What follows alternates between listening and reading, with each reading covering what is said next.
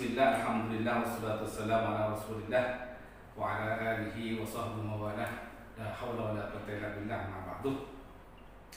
Pada kesempatan kali ini, alhamdulillah saya diberi kesempatan untuk menyampaikan apa yang kemudian ditulis oleh Hujjatul Islam Abu Hamid Muhammad bin Muhammad Al-Ghazali dalam kitab fenomenalnya, yaitu kitab Ihya Ulumuddin juz 1, yaitu tentang bab asrarus shaum, rahasia-rahasia daripada puasa.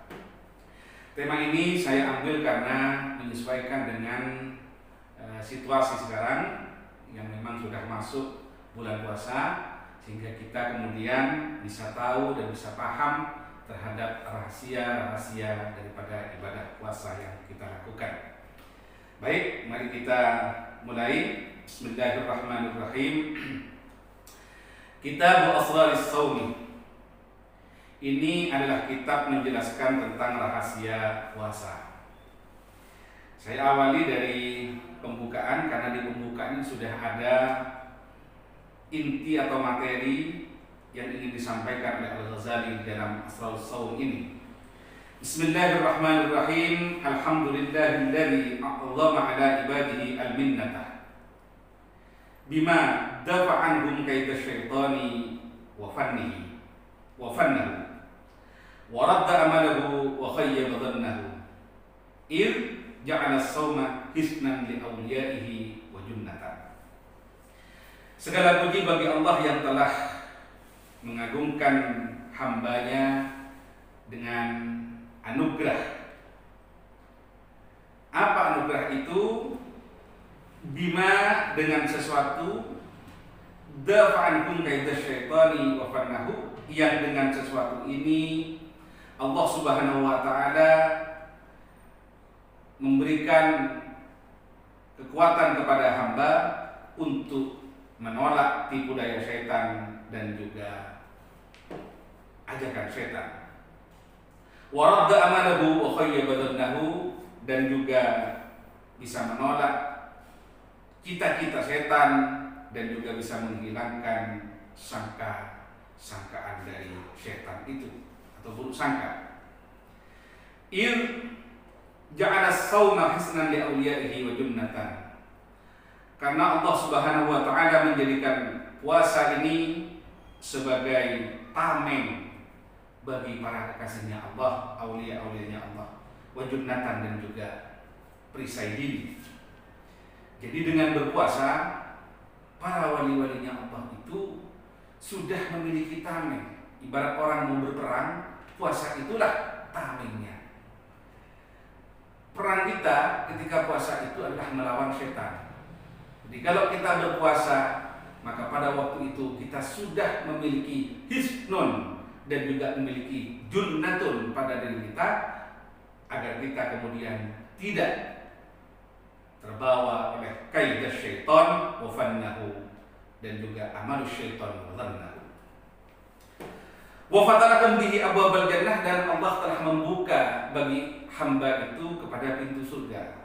Wa arrafahum anna wasilata syaitan ila qulubihim asy-syahawatul mustaqimah.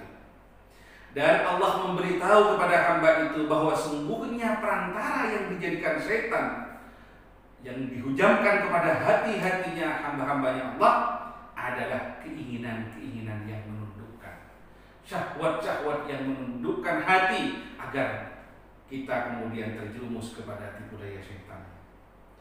Wa inna bikum iha, dan sesungguhnya dengan memecah atau menundukkan syahwat itu, tusbihun nafsul mutmainnatu dhahiratus syaukati fi qasmi khasmiha qawiyatan minnati. Jadi akhirnya jiwa yang tenang, yang memang karakternya itu nyata kekuasaannya di dalam mengalahkan musuh daripada syahwat itu, ketika sudah dipecah maka menjadi qawiyatan minnati, itu kuat keinginannya, menjadi kuat harapannya.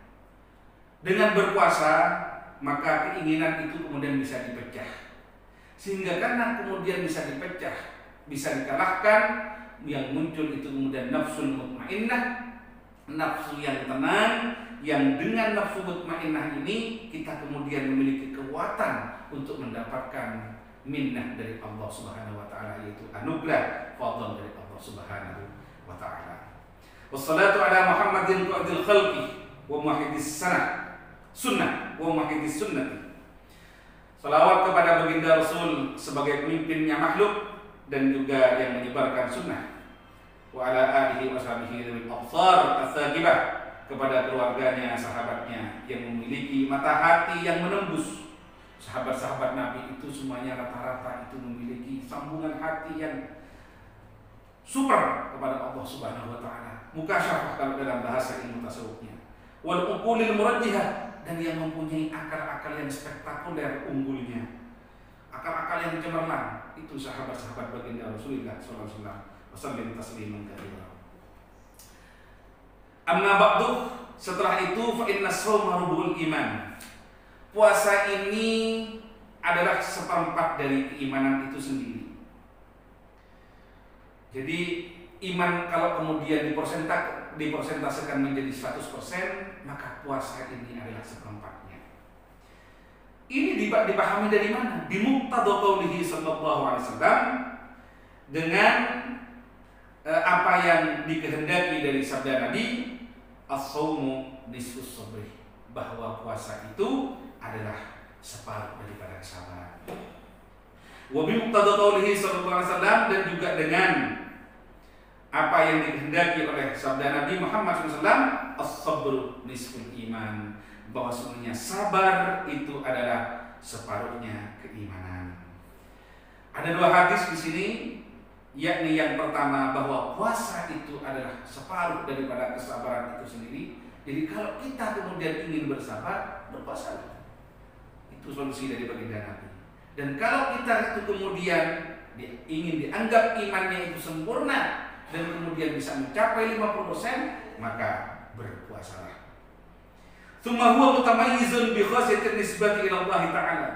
Kemudian puasa itu memiliki memiliki ciri khas, memiliki spesialisasi, kekhususan bila mana dikhususkan hubungannya kepada Allah Subhanahu wa taala min baini sa'il arkani, dari seluruh perbuatan-perbuatan yang ada. Perbuatan ibadah yang Allah telah wajibkan kepada hambanya, yang diberi nilai khusus itu hanya puasa. Yang memiliki mutamayyiz, memiliki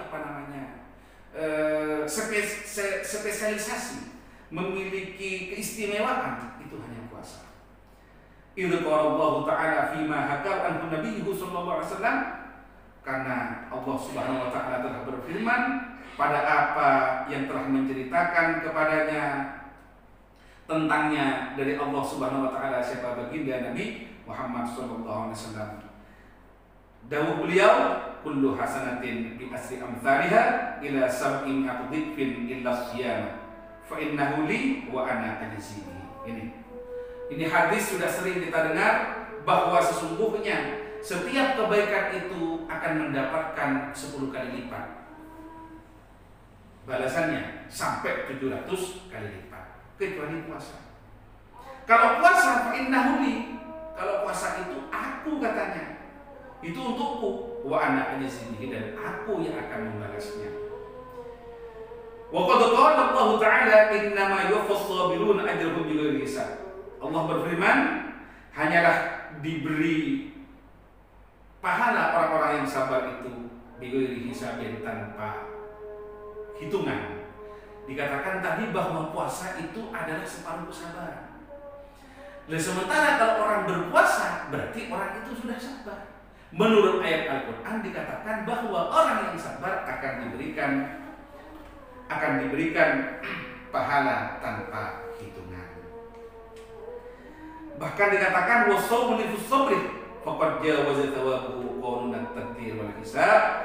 Puasa itu separuhnya kesabaran, dan pahala dari puasa itu melampaui daripada aturan perhitungan dan aturan perkiraan. Jadi kalau misalkan satu kebaikan itu dibalas 10 sampai 700 tadi, kalau yang puasa ini sudah di luar logika. sudah di luar hitungan. Inilah salah satu daripada rahasia daripada puasa yang pahalanya tidak bisa dihitung dengan, kalau bahasa sekarang, kalkulator dengan berapa digit pun tidak bisa. Ini mungkin yang inti daripada Afdhalus Shaum di pembukaan bab puasa ini. Dari apa yang saya bacakan ini kita bisa mengambil kesimpulan bahwa puasa itu sebagai modal kita untuk melawan tipu daya syaitan.